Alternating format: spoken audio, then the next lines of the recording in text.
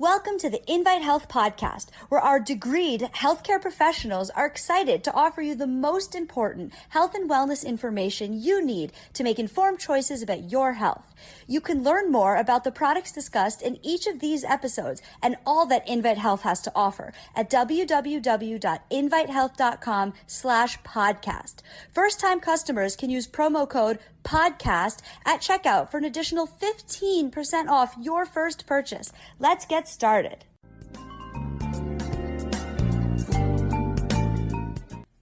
Okay, welcome back to part 2 of my episode, How to Get Your Immune System Ready for Winter. My name is Jerry Hickey. I'm a nutritional pharmacist. I'm also the Chief Scientific Officer over here at Invite Health. In part 1, we spoke about nutrients that decline in the winter that you need for the immune system and why it's more likely to get a viral infection in the winter, like a flu or cold infection. Now we're going to talk about other nutrients that really help your immune system work very effectively during the winter. So thank you for tuning in today to the Invite Health podcast. You can find all of our episodes for free wherever you listen, or visit invitehealth.com/podcast. Subscribe and leave us a review, please.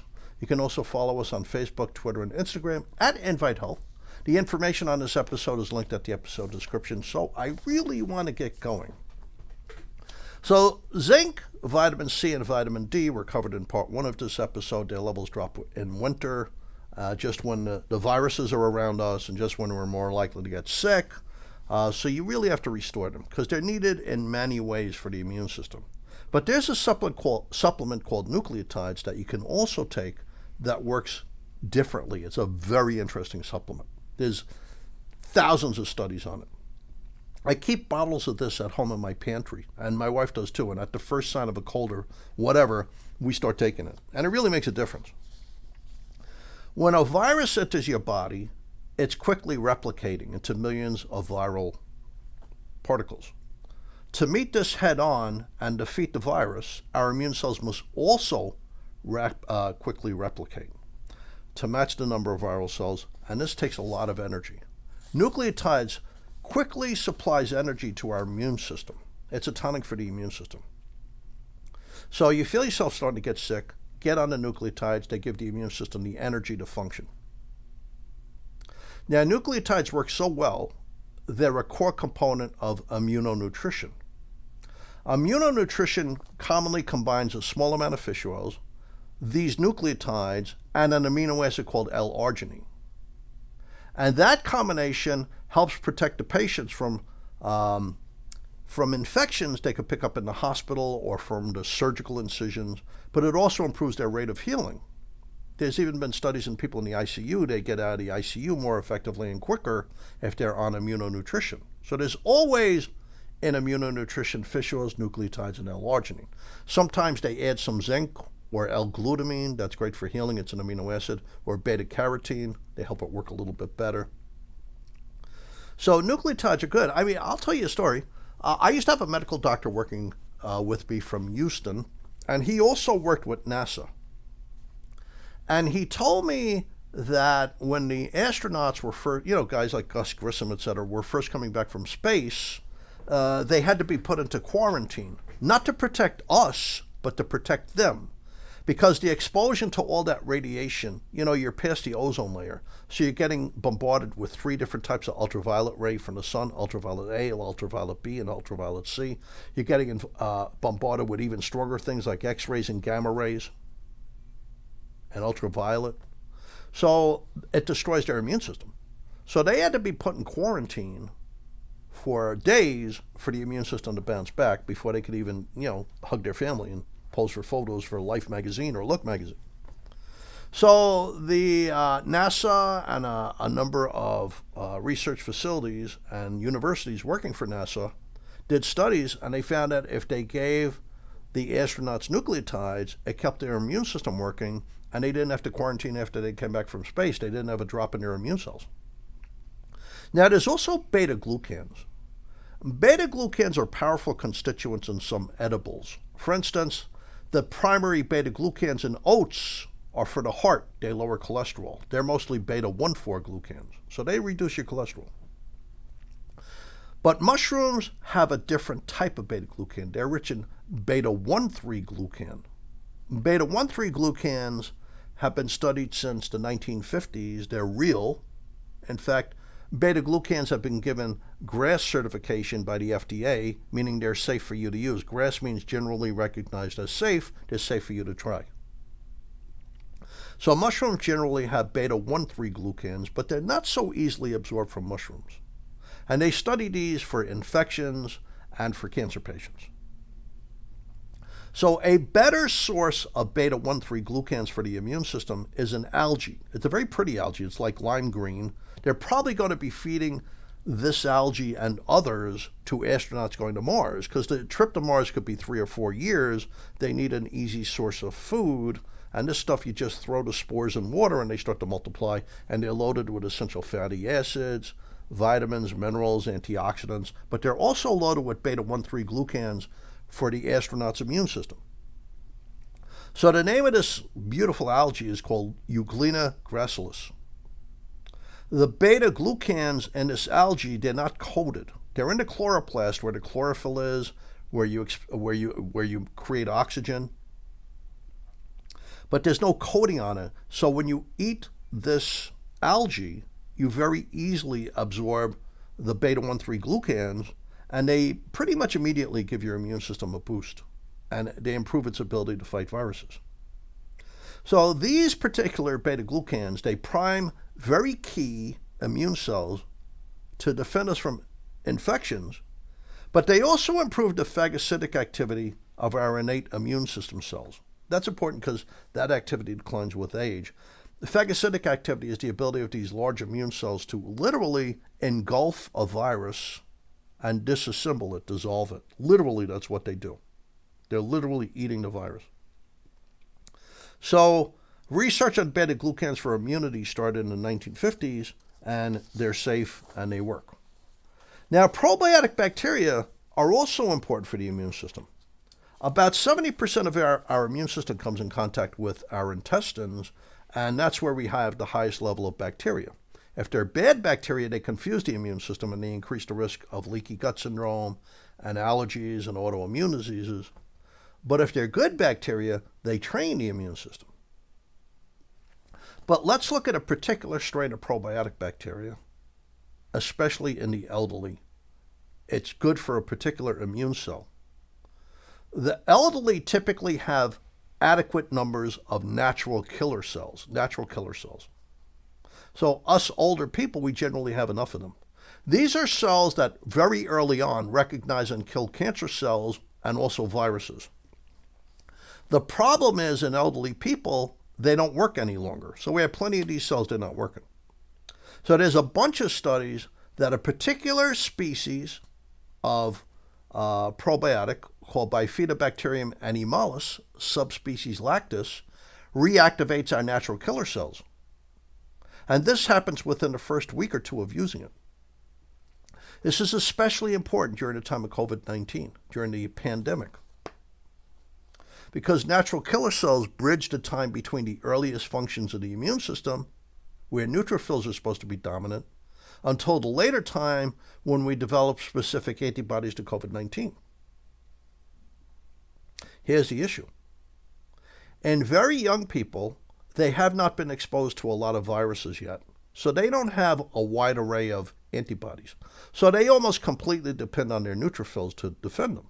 And the neutrophils work so quickly and they're so dominant, they're 90% of your white blood cells, that they totally destroy the infection. So in a lot of kids, you might not even know they're infected. This doesn't mean they can't infect grandma and their teacher. I'm talking about the kids. So, but the problem is in our mid-20s, this response starts to weaken. The neutrophils are not as active, and there's a reason for that. Because we've encountered many viruses over a number of times, so we've developed a broad army, a broad array of antibodies. So the dependence on neutrophils weakens, whereas specific resistance improves. Now, here's the problem with the SARS-CoV-2 virus, the cause of COVID-19. It's a new virus. So initially, none of us had antibodies. Now, of course, by now, some of us have been infected, and by now, a lot of people have been immunized, so a lot of people have antibodies. The natural killer cells would work if you don't have immunity, because they have a sort of short-term memory that lasts several weeks. This bridges the gap from when neutrophils are function early on in an infection until a week or two later when we're developing antibodies that are specific for that infection. Once you develop the antibodies, you're pretty much out of the woods. So when you take this particular strain, this particular species of probiotic, it improves the function of natural killer cells in the elderly, that could be life-saving. So it's called, once again, it's called Bifidobacterium animalis, subspecies lactis. Make sure you get that in your probiotic. Make sure there's at least 2 billion cells of it, and make sure it's CFU, colony-forming units, because that guarantees it's alive when you take it. Now, melatonin is also important for your immune system. Melatonin is known by most as the sleep hormone. It's released from a little gland in your brain. It's known as the pineal gland when it starts to get dark, which sets you up for sleep. But melatonin is a lot more than that. Melatonin regulates our nighttime blood pressure. Our blood pressure is supposed to drop a little bit at nighttime. But it also regulates our nighttime body temperature. If our body temperature doesn't decline at night, we can't sleep. We'll be too hot to sleep. But melatonin also triggers bone building at night. Bone building takes place at night. So if you're not sleeping, that's bad for your bones. Learning and memory consolidation takes place at night. You need melatonin for that. Brain repair, creating new thinking cells, occurs at night. You need melatonin for that. But it also regulates our circadian rhythm. Our circadian rhythm is our internal body rhythm. It's our internal body clock. It's regulated by parts in the back of the brain, the hypothalamus, the anterior and posterior pituitaries. They regulate it. Melatonin is key to controlling that. Without melatonin, it gets dysregulated, and that's very bad for your immune system. At night, we're separated from most other people, except our nearest and dearest. But we're also separated from places. We're at home in our own bed. So our exposure to germs is way down. So that's a time when our immune system can safely be less active and recuperate. Now, in the daytime, when we're exposed to a lot of people and we're in different places, this is when we really need our immune system to be at its most effective, its most active. If our rhythm is off, our rhythm of going to sleep at night and waking up in the morning and other things, our immune system is more active at night when we don't need it instead of in the daytime when we really need it, so it's a lot easier for us to acquire an infection. So we know that now that melatonin is so important to our immune system that many immune cells can actually express melatonin. Express means release. So in the old days, we thought only the brain released it for sleep. Now we know our immune cells can release melatonin,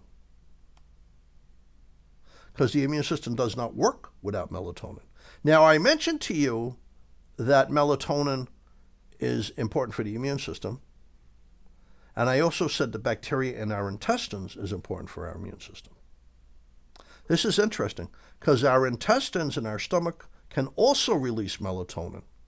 It's needed for digestion. So melatonin can be released from immune cells, but also our digestive tract lining. So, in fact, there's evidence that melatonin repairs conditions in the intestines, like GERD, where you have the heartburn. In GERD, the lower esophageal sphincter between the stomach and the small intestine is not working well, and things from the intestines is refluxing back up into your mouth and throat. It could be terrible. So there's actual evidence that melatonin helps strengthen the lower esophageal sphincter, and it helps you control GERD. It might help reverse GERD. So melatonin is needed by the immune system, and the immune system is also strongly involved with the intestines. And interestingly, like I said, 70% of our immune cells are involved with our digestive tract. This makes melatonin more interesting because it's involved with the intestines also. Now, long-term stress can also be a problem for our immune system. When you're really stressed out, you're releasing stress hormones from these little triangular organs that sit atop each kidney. They're called your adrenal glands. And one of the things that these stress hormones do is they stifle your immune system. So it's easier to get sick if you're stressed out all the time. A simple, very safe, dependable solution that's well researched is L-Theanine. It's an amino acid. Usually amino acids work together to make things. L-Theanine works on its own. It comes from the Camellia sinensis plant. That's the plant that gives us green tea and black tea. So when you drink some tea, there's a tiny bit of L-Theanine in there, which kind of gives you a moment of zen. It's one of the reasons why tea is soothing. Not the only reason, but it's one of the reasons. But when they concentrate L-Theanine, it very quickly reduces your stress, and it quenches stress hormones. And this brings back your immune system. It's not addictive. It always works, so you don't become tolerant of it. You don't have to take more and more for it to work. And it doesn't make you sleepy in the daytime if you take 100 milligrams, sufficient to control stress. It won't make you sleepy in the daytime. And some people could take it once a day, like if I'm stressed out, one a day is all I need. Other people need one maybe every 4 or 6 hours. They might need it 2 or 3 times a day. It depends on the person. It depends on how they handle stress. Now, stressed out people also sleep very poorly. And this also weakens their immune system, because if you're not sleeping, the immune system, its time of activity is thrown off. Now, they might make adequate melatonin. That's not the problem. The problem is they're releasing stress hormones that prevents them from sleeping, because the stress hormone says, hey, there's something dangerous, you can't sleep. If they take a little bit more of the theanine, it'll help them sleep, like 200 milligrams or 300 milligrams. You take it all at once, and it's really safe. It clears the stress hormones out of your head, allowing deeper, more restorative sleep for nervous people, for stressed out people. This ensures that their immune system is ready to work the next day. Now, L-Theanine, it doesn't cause a hangover effect. Like if you took Valium to sleep, a drug, diazepam it's also called, you're going to have a hangover in the morning. L-Theanine doesn't cause a hangover, so even if you wake up at 3 in the morning and you want to take a little more theanine, that's safe, because when you need to wake up at 5, 6, 7 o'clock in the morning, it's easy to wake up, you won't have a hangover. Now, other things for the immune system. Vegetables for the antioxidants are important, and the best of the fruits, like apples and red grapes and what else? Blueberries and all, they're good for the immune system. Protein is good for the immune system. For instance, you need threonine, an amino acid, to make immune cells. You need arginine for the immune system to work, so it's a conditionally essential amino acid, because you can make it, but you need more during times of illness. Limit your alcohol. More than 2 drinks will stifle your immune system, strongly decrease your immune system function for hours. So it's easier you've got this window of opportunity to get sick because the immune system won't work well. Also, limit your sugar. So, drinking all those colas and sodas, not good for the immune system. They weaken the immune system. Don't over-exercise. Too much exercise really pushes back on the immune system, because you release so much stress hormones because your body's really aching. Now, some exercise is great for the immune system. Probiotics will help, though. Probiotic supplements help keep your immune system functioning even during extreme bouts of exercise. But also they help prevent you from getting nauseous from sweaty exercise. So there are things you could do for the immune system. But core to good immune system function in the winter is restoring a combination of vitamin D, zinc, and vitamin C. Very important for you to know. So thank you for tuning into the Untitled Health Podcast. You can find all of our episodes for free wherever you listen to podcasts, or visit invitehealth.com/podcast. Please subscribe and leave us a review. You can also follow us on Twitter, Facebook, and Instagram at Invite Health. I hope to see you next time on another episode of the Invite Health Podcast, and thank you very much for listening. Jerry Hickey signing off.